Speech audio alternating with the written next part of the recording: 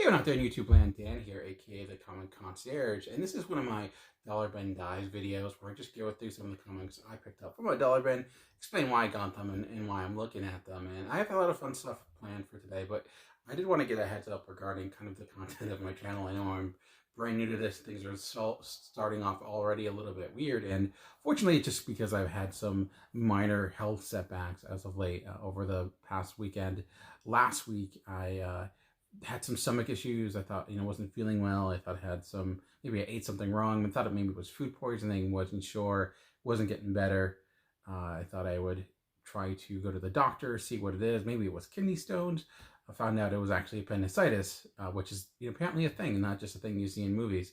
It does actually happen, and had to get my appendix removed, that pesky thing, and I was in the hospital for a few days. Again, the most common minor surgery there is. This could have been something far worse, and I thought it might have been COVID or something like that, and this is, considering all the health issues that are out there, that this was extremely minor, but it did obviously, it's hard to do a YouTube video from the confines of a hospital bed, although I'm sure some people would do that. Maybe that's someone's gimmick, who knows.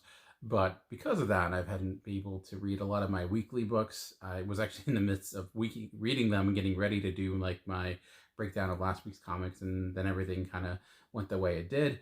But I was able to go to the comic book store like the day before I went to the hospital because of priorities, and I picked up some books, so I'd go over those. I'm hoping to get things back to normal in the next few weeks as things settle down a little bit, and a lot to say about nothing before I get to the actual comic, so that's why my things may seem a little bit weird. I'm hoping to get into the starting points video out this week. I really like doing those, but I don't know if I will. I'm gonna just skip another week. If you haven't seen that, check it out from last week. And ultimately, the goal is to look through each week's new comics, pick out ongoing series, starting new arcs, new number ones, and also like trade paperbacks, graphic novels that I'm interested in, just to provide a service, because there's often a lot coming out, and I know for me sometimes it's just hard to know when to start something that maybe I haven't been reading before, rather than just kind of continuing stuff I've always talked about. So I'm hoping that'll be helpful. This week, like I said, I'm just talking about some Dollar Bin books I picked up, and the first books I'm going to talk about are actually all Captain America related, not just kind of because of Falcon and Winter Soldier, but not necessarily. So one of the series I am trying to fulfill, one of the my goals, one of the runs I'm trying to complete, is Ed Brubaker's run on Captain America. Mostly the first run. I know like he kind of split off and did one with, he got renumbered a bunch of times, but really the first, I would say, 80 issues or so before it became something completely different, or just retooled kind of what was said before. My fear is, knowing that comic world is the way it is, a lot of the issues I would get for $1 would suddenly now, because there's some reason, a key issue, because one sentence was slightly referenced in the upcoming episode, that means that everyone's going to want to buy that now. So now it's $1 is turned into 25 and craziness. So we saw that with WandaVision, and we have a very microwave type of pop culture, so I'm guessing it's going to happen again. Luckily, my local comic book store replenished their Captain America section. They have a Dollar Bin section just for Captain America. That's why I love it so much. They have it for a few key characters like Captain America, Superman, Batman, Spider-Man, X-Men, which is nice. It makes it easier to kind of find those amongst themselves. And I actually found a few that I didn't have in that run. I'm getting close to finishing it. I think I have the majority of the first 60 issues before it gets renumbered. I'm missing just one in that run. I have most of the quote-unquote key issues because I got it when I was reading it, and that's really the big reason I'm collecting this, is because this is the series that kind of got me back into reading comics once again when it first came out. Like, I really wasn't collecting monthly series before this. I just would pick whatever up from the Dollar Bin or what have you, and this actually got me excited for a new comic. So it's just nostalgia. And then because of moving during the time this was coming out, I didn't necessarily get every issue, and also was in college, so it was just like a bunch of stuff that maybe we've read but didn't actually own. So trying to fill those gaps now. One of the first ones I got was from Captain America 45, and this is actually an issue I own, but I didn't have this cover of it, and I didn't even know it had a variant cover, to be honest with you. So I saw it, I'm like, oh, I'll get this one. So this was still like early in the run, around the time when Bucky first took over the mantle of being Captain America. So it's again, another reason why this might go up in value for some stupid reason. Again, and then these are all the ones that once it hit issue 50 or 60, I forget exactly. They renumbered it because it also hit issue 600, so it became 602. This wasn't 560 issues later because of Marvel, but this is where I think it wasn't as strong once it got into like this rank. Once Captain America came back from the dead, it felt like Brubaker had a plan, and maybe because of the movie they wanted Steve Rogers back, so he had to kind of rework that and do something new. And then some other issues. So I'll go through these a little bit quickly. So this is 608 that I picked up. Again, I know Baron Zemo is going to be a huge part of the TV show, so that was when I was like, I'm glad I got this, because I'm sure that they'll figure out a reason to make Zemo. Everything with Zemo in it, for some reason, be a thing. But if you've not read this run, I would highly, highly recommend it. One of the things I already loved about this run, and then this is near when you saw Winter Soldier dealing with like his past sins coming back, and also this is when like Steve Rogers came back and wasn't Captain America. He was like the first soldier or whatever. So it was this kind of weird thing where you're just waiting for Steve Rogers to become Captain America again. Some another issue of that. This is issue number 612. So this is much more. Who's drawing this? This one is drawn by Butch Guice. I was like, that looks like Butch Guice, and that's because it is.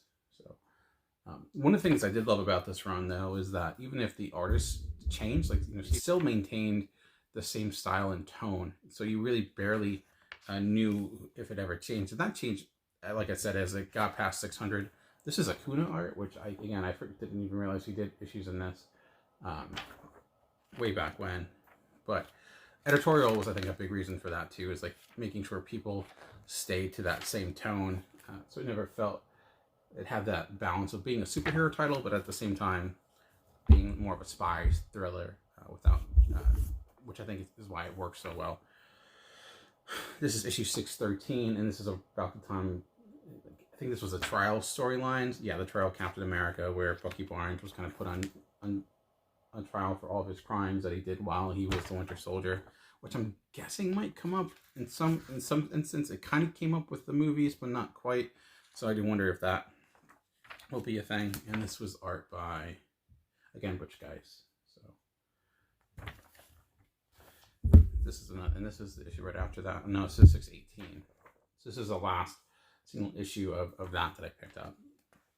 And this was art by Butch Guice and Chris Samney. Nice. I didn't know. Always a fan of giving Chris Samney art. I know he did. I really love Chris Samney's run on Captain America with Mark Waid that happened around issue, was it 700 or 800? I forget exactly. That he did with Mark Waid. It was like this. Right after the Hydra stuff with Cap, they needed something to kind of recapture Captain America, and who better to do that than Mark Waid? And that was a nice, great little, it's a great, actually, Captain America story to dive into if you've never read Captain America, because it's kind of void of all the other storylines. It doesn't necessarily tie into anything else.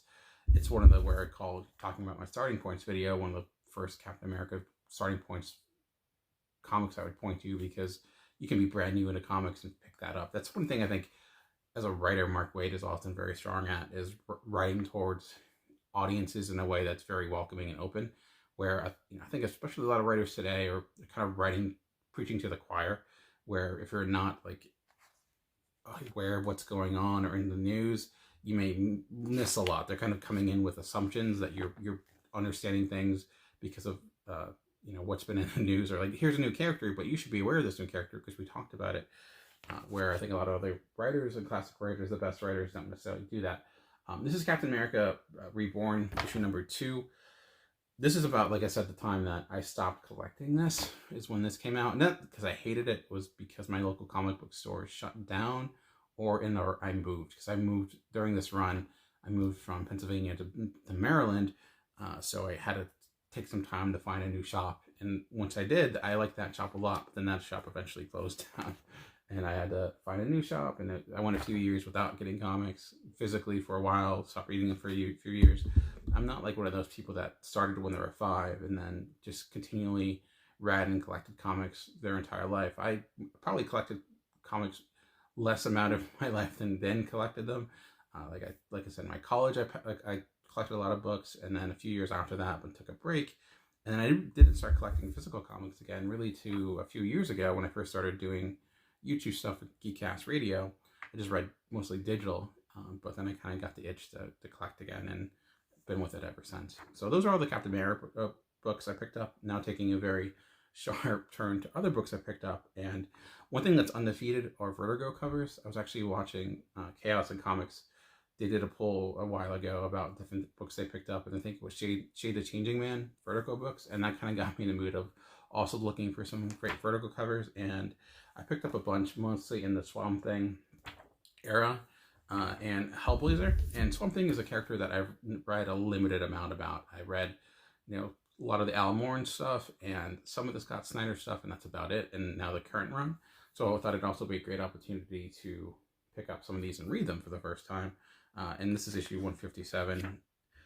Obviously, like, none of the stuff really during Moore's run was in the dollar bin. This was, later 90s. But again, I love those Vertigo covers. Like, even a bad Vertigo book always tend to have great covers, and this is just like great storytelling. This is issue 137. I'm trying to see who wrote this. The bad thing about this is that the credits are like nowhere to be found. Again, I love that cover. There's just so much life to these, so much story, and I think if there's one thing missing, I hate to be the things are better in the past guy.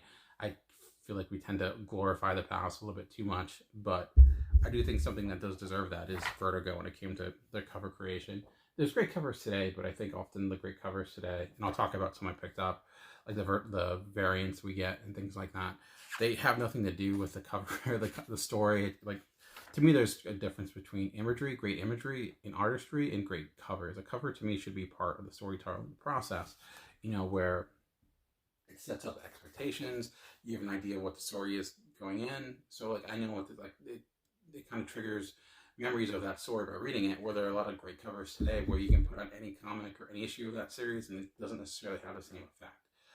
Where I think great covers should at least be part of that storytelling process, because I think it makes it more complete, and it's just then like all those creators working together. Some do it really well still. Like, I would think Immortal Hulk is the first one that comes to mind that is really great at that, of having that complete package. But it's not always very often, because I think sometimes the cover artists and the people creating the books are on different schedules or whatever, so they just give us something.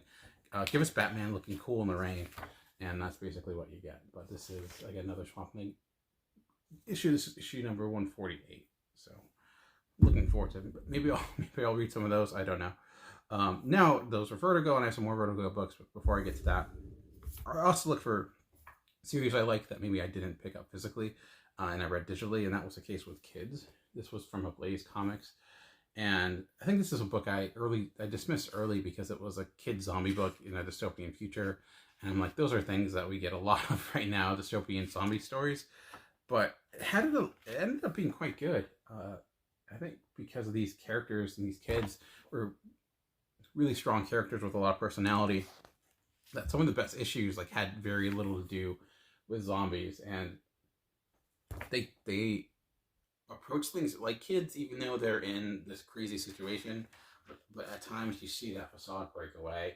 They're trying to be all tough and cool, but then eventually you see them kind of realize, oh man, my parents are dead, or the situation is awful.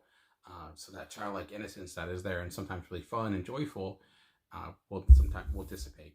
I was happy to pick up the first 3 issues with this. So, and the other thing with the dollar bin is my mindset going in often is I'll often find issues 2, 3, 4, or 5 like those, but issue 1 is often gone because a lot of people just pick up issue 1 because they think maybe that'll be a TV show someday, so it'll be worth money. So if I do find issue 1 in a series that I think maybe I want to collect one day, I'll pick it up just in case. And with these, I was happy to get the first 3 issues. So, and Blaze is not a publisher I've read a lot of, only really a few things, and this was to me the best thing I've read from them. So, and they had a lot of movie-based covers and stuff like that. But like you said, if you dismissed it like I did because it had a lot to do with zombies and kids, maybe give it a shot. I think it's collected, at least the first volume. Should be at least soon.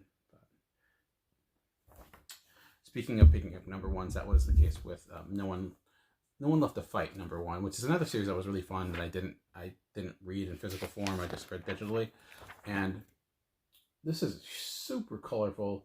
It's this love letter to anime, manga, really Dragon Ball Z. The idea of like you have these Dragon Ball Z characters that have no one left to fight, and what would happen afterwards. Of course, they're still fighting it, but I don't know if this will work for someone who isn't really accustomed to that type of storytelling or those characters. You can see the archetypes, like, that's clearly like a Vegeta type. That's, that the Saiyans or whatever. I can't think of their names. I watched Dragon Ball Z in high school a little bit, when Toonami was really big. I wasn't nearly into it as much as a lot of people were. I think I eventually kind of got, I'm like, okay, they're gonna fight for like 3 weeks now, huh? That's gonna be all right. Well, I think I'm done. But what I did end up watching, I started around like where Frieza was a thing, and then I ended. What was that, Boo or the big purple dude? It just got to me where it just wasn't for me. But even my limited experience, I could see like how much this is crafted towards that type of storytelling. And I did end up, even though that piece isn't for me, this much more was, because it was dealing more with the character and it wasn't all just fighting. So I picked it up because, again, the first issue, and I didn't see any other issues, but like often in other dollar bins, if cons ever come back, I feel like I'm more likely to pick those up rather than issue #1.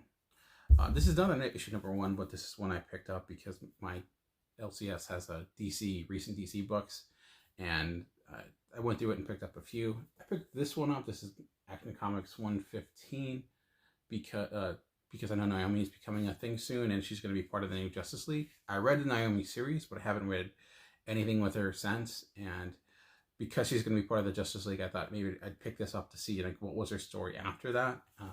How did she join the Justice League? Because this is also obviously written by Bendis. This is around the time that I gave up on reading Action Comics and Superman. It wasn't for me. I had to check out. So I saw this. I thought, hey, maybe I'll pick that up before I check out the new Justice League by Bendis, which I have not read yet. I have not read anything from the week that I'm doing this. Hopefully soon. Took a break from Vertigo, but going to go back there again with Hellblazer. Last year, my favorite series of the year was the Hellblazer series. I guess technically by Black Label, which is just what I call old school Vertigo. But Simon Spurrier's run, I thought it was fantastic. Again, similar. I have not read a huge amount of Hellblazer. They didn't have a lot of the early stuff, but they had some of the like mid 100s. And again, talking about covers, like this cover to me blows me away. It's just, there's so much great storytelling in this. It's fantastic. Like, it's just the creativity, the artistry is all there. There's something being said, and it gives me not only information about what this issue is, but also the character of Constantine. Like you see, even him in the background. It just those are the type of covers that I am more acclimated to get, and I'm surprised this isn't more of a famous cover. It makes me think of a recent really great cover, which was done by Iron Man. I forget the artist, but it was for an Iron Man series when Dan Slott was on the title, where you see Iron Man in a shot glass, and he's like surrounded by alcohol, which was fantastic. One of the best covers recently, and that had a very different context, but a similar approach. This one's not as good, but it's still kind of fun. Another Constantine Hellblazer. This was issue number 122, and suggested by, this is when Paul Jenkins was writing with art by Warren Pierce. So this was, again, this was coming out around the year of, this was 1998. This came out around 1998. So again, this is one, not this wasn't Vertigo. It was like the best time for Vertigo. It wasn't when they were hitting on all cylinders, but clearly still going strong. Another fun cover for Hellblazer, issue 113. Part 4 or 5. Again, fun, enjoyable, a lot of personality there. Clearly, aping Hamlet in this cover. The only bad thing was that there weren't a lot of connecting stories. It was 113, 122, and 127 or 123. So you kind of just have to pick and choose. Now you can't get a single issue or single little mini story. But that's, like I said, how I started reading comics, is just going in Dollar Bin, picking things out, and it could just been reading them issues. Maybe I had the issue before, maybe not, but I enjoyed the experience of picking up that issue and then just trying to figure things out, like what context can I pick out just reading this issue isolated by itself, which I think also helped inform the way I read comics, which is why when I read an issue and I feel like it doesn't have a complete story, I don't have the same type of experience with it, because it feels like it should be by itself. I should be able to pick this out, and maybe there's pieces obviously that will continue, or it'll be picking up from last issue, but it still should be isolated at its own short serialized story, in my opinion. That may, again, just be the way I want comics to be rather than the way they are, but I feel like it makes for a better reading experience. It's like when you watch a TV show, you expect that TV show to have a flow to it, like where you're beginning where a story, you're not just feeling like you're just watching a movie that's been chopped up. And I feel like that's the case a lot with, especially indie comics, where maybe something was geared more towards the trade reading experience, so it reads really well in that, but issue to issue it's not as strong. Another number one that I picked up, that again was a series I loved last year, and they didn't have any of the other issues for it, so I picked up number one, which was Coffin Bound. I say I loved, but I don't think I liked it not nearly as much as a lot of people. It wasn't on my best of best, but I loved a lot of what it was doing. At least how it was approached, like this idea of God being a drug does sound a little bit of a metaphor gone a little bit too array, but it was actually quite effective and more nuanced than I expected. I do think, though, sometimes it didn't necessarily click. Like there was an idea there, like for certain issues, where one of my favorite issues was when they had like the split perspective, but then the issue after that, it just wasn't like, okay, you're trying something here, but you're losing the story within this kind of unique approach, and I think you need to balance both in order for make it a complete experience. But ultimately, highly recommend Coffin Bound. May not be for everyone, but I enjoyed it. Oh, I do actually have more Hellblazer covers. Again, these are just cover buys. I like it, and I do plan on reading them. Maybe, who knows? But and then the last one I have from Hellblazer, issue 119.